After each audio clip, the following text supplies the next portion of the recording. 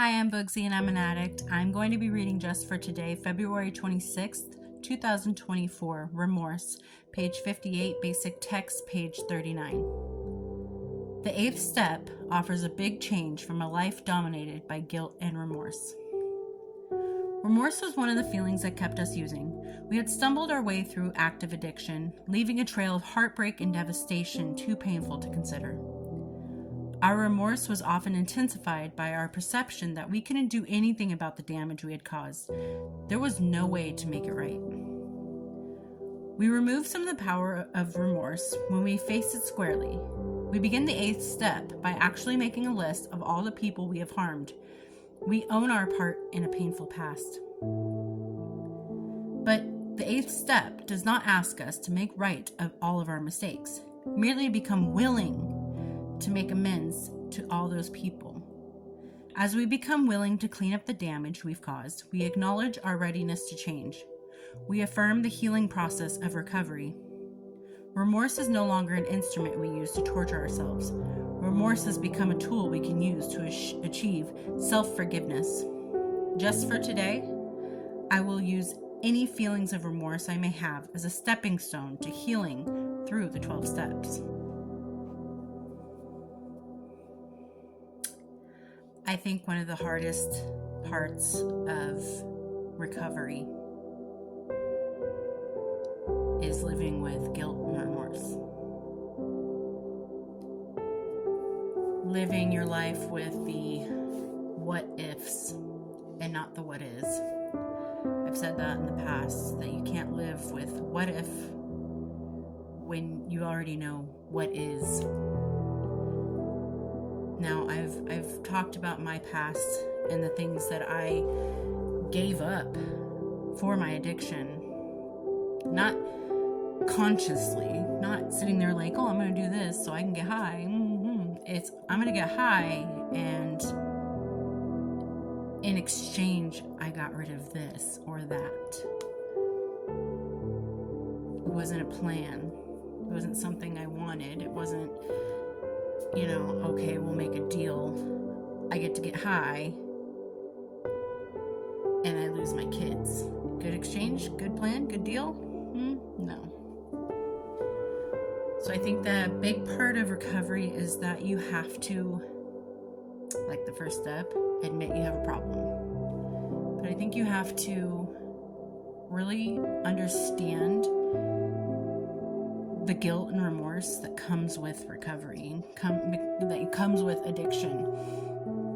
It's not an easy thing to do, to get sober and live sober and live clean in recovery. Because when we were getting high, when we were getting drunk, there was a reason that we couldn't stop. And it wasn't entirely because of addiction taking hold and causing the disease to control you. But after a while, you start to realize that getting high and getting drunk makes the hard parts and the sad parts and the empty parts of life feel numb and full.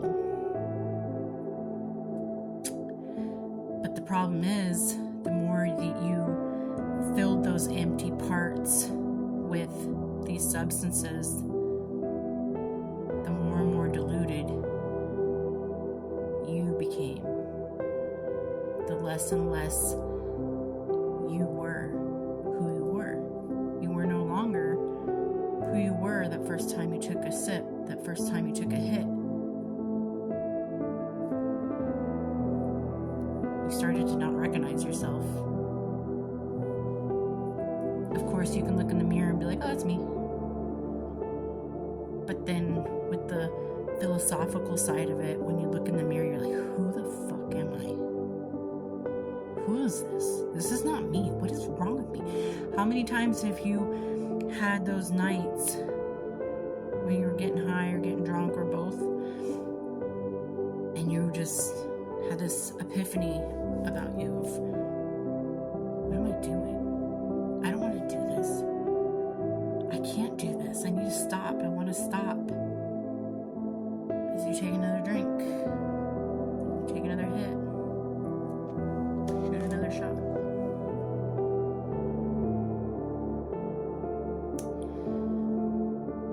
know that I personally have so much guilt.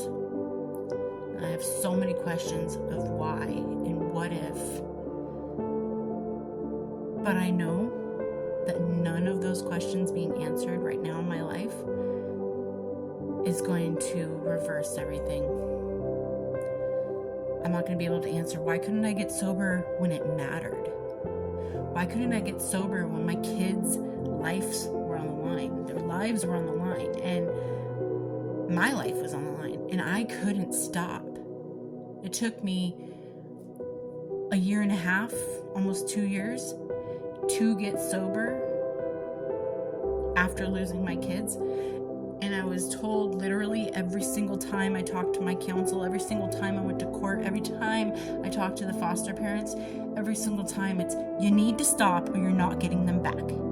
You will lose them forever if you do not stop.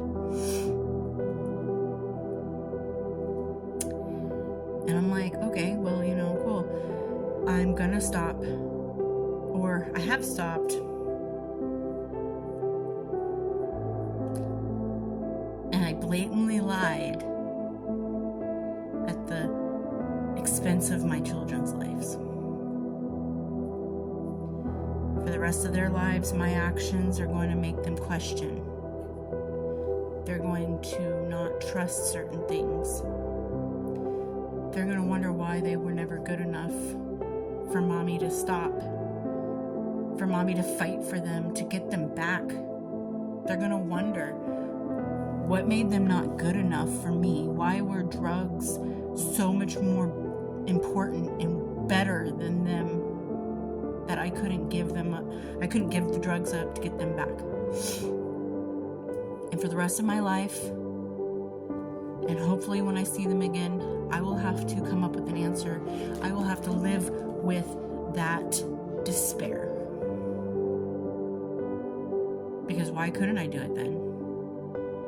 I was able to do it now. I'm almost 2 years sober. I'm sober now longer than I was using since the moment they were taken from me.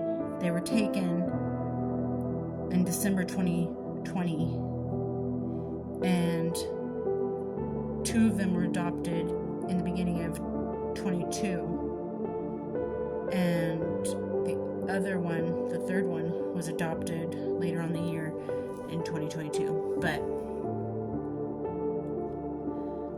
a year and 3, maybe 4 months, I couldn't get sober until I had no more chances of getting them back. And I think a part of me was like, well, they're healthy and cool where they are. It's like a long-term babysitter I can go get hooked up. That's cool. They'll never know. And now I regret, knowing what I know now, I regret not even trying. I mean, I tried and the system did fail me. I will take that to be the hill I will die on. The system is corrupt. But in that same breath, I wouldn't have had to handle the system or work through the system or be set up for failure by the system had I not had to have a reason to be pulled into the system. My actions got my kids taken from me. My actions put me in that seat in court, regardless of how corrupt the system is. So that's part of the guilt that I have to deal with every day, but I have to grow from it, and I have to understand that that's not who I am anymore. And for my past experiences, I have to learn from them. I learned that the oven's hot. So maybe next time be a little bit more cautious before just putting my hand down. And I can't beat myself up every day for the things I've done in the past. And I hope you don't either. You're worth your recovery. And I hope you're doing well. I'll talk to you later. Bye.